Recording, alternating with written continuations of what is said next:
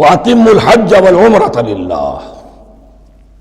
اور حج اور عمرہ مکمل کرو اللہ کے لیے۔ جو عمرے کے لیے احرام تو باندھ لیا جائے گا مدینے سے 7 میل باہر نکل کر ہی، حج مکمل تو ہوگا جب طواف بھی ہوگا،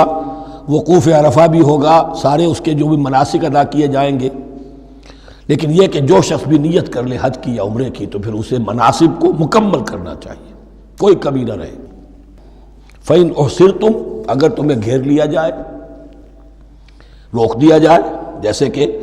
سن 6 میں ہو گیا، صلح حدیبیہ کرنی پڑی، مشرکین مکہ اڑ گئے، نہیں داخل ہونے دیں گے۔ اگر تمہارا گھیراؤ ہو جائے فَمَسْتَيْسَرَ مِنَ الْهَدْيِ، تو جو بھی تم قربانی پیش کر سکو پیش کر دو۔ یہ دم احصار کہلاتا ہے کہ چونکہ اب ہم آگے نہیں جا سکتے، یہی ہمیں احرام کھولنا پڑ رہا ہے، تو دم احصار، یہ خون، یہ جو جانور اللہ کے نام پر ہم دے رہے ہیں، یہ اس کی ایک طرح کا کفارہ ہے۔ وَلَا تَحْلِقُوا رُؤُوسَكُمْ حَتَّى يَبْلُغَ الْهَدْيُ مَحِلَّهُ، اور اپنے سر اس وقت تک نہ مونڈو جب تک کہ وہ ہدی کا جانور جو ہے وہ محل تک، یعنی جو بیت الماء جہاں پر جا کر ذبح ہونا ہے وہاں پہنچ نہ جائے۔ جانور تو آپ نے بھیج دیے اور وہ رکاوٹ نہیں ڈالیں گے، اس لیے کہ ان کا گوشت تو ان کو کھانے کو ملے گا، لہذا جانور، لیکن یہ اندازہ کر لو کہ اب اتنا وقت گزر گیا ہے کہ وہ ہدی قربانی کا جانور جو ہے وہ پہنچ گیا ہوگا، ہدیم بالغ الکعبہ، وہ وہاں پر اس کی اپنے مقام پر پہنچ گیا۔ فمن کان منکم مریضا او بہ اذی من راسہ، تو جو کوئی بھی تم میں سے ہو بیمار یا اس کے سر میں کوئی تکلیف ہو، کوئی زخم ہو، اور اس کی وجہ سے یہ ہے کہ وہ حجامت کرانی ضروری ہو جائے، بال کاٹنے ضروری ہو جائیں، ففدیۃ من صیام او صدقۃ او نسک، تو پھر فدیہ دینا پڑے گا۔ اگر اس ہدی کے جانور کے کعبے تک پہنچنے سے پہلے تمہیں اپنے بال کاٹنے پڑے، حجامت کرانی پڑی، تو فدیہ ہوگا۔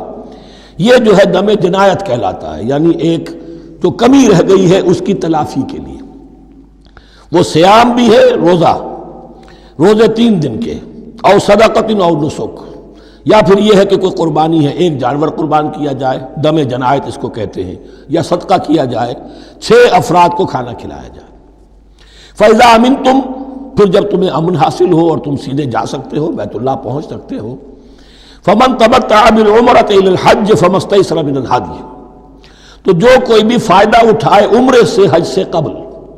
فَمَا اسْتَيْسَرَ مِنَ الْهَدْيِ، تو وہ ایک اور قربانی پیش کرے جو بھی اسے میسر ہو۔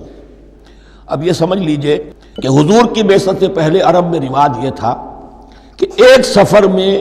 حج بھی کرنا، عمرہ بھی کرنا ان کے نزدیک حرام تھا، یہ توہین تھی کعبے کی۔ حج کے لیے 3 مہینے، شوال، ذوالقعدہ، ذوالحج، اور رجب کا مہینہ ان کے ہاں طے تھا عمرے کے لیے۔ عمرے کے لیے علیحدہ سفر کرو، اس کے لیے علیحدہ سفر کرو۔ لیکن شریعت محمدی میں جو آسانیاں کی گئی ہیں وہ یہ ہیں کہ ایک شخص، چونکہ اس ملت کو پھیلنا تھا بہت طویل علاقے پر، لوگوں کے لیے سفر آسان تو نہیں تھا، تو آپ ایسا کر سکتے ہیں کہ آپ جائیں اور عمرہ بھی کر لیں، حج بھی کر لیں۔ ایک شکل یہ ہے کہ عمرہ کیا، احرام کھول دیا،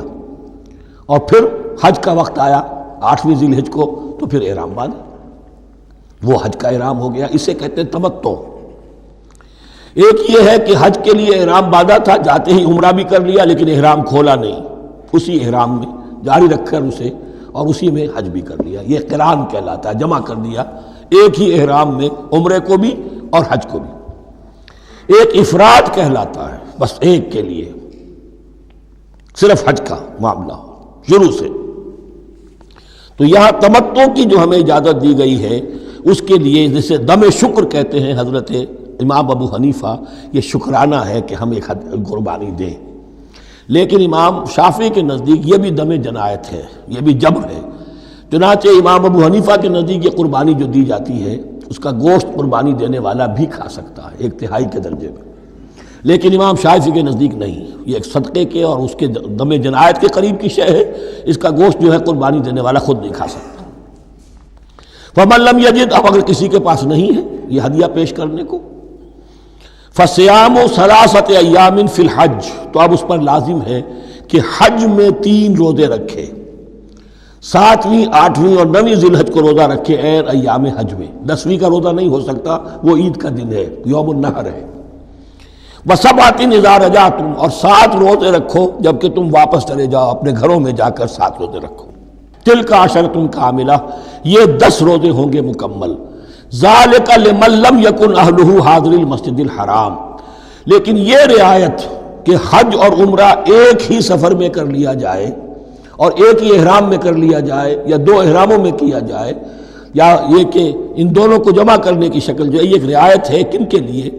ذالک لمن لم یکن اہلہ حاضر المسجد الحرام، جس کے اہل و عیال مسجد حرام کے قریب نہیں رہتے، دور سے آ رہے ہیں، تو ظاہر بات ہے کہ ان کے لیے رعایت ہوگی.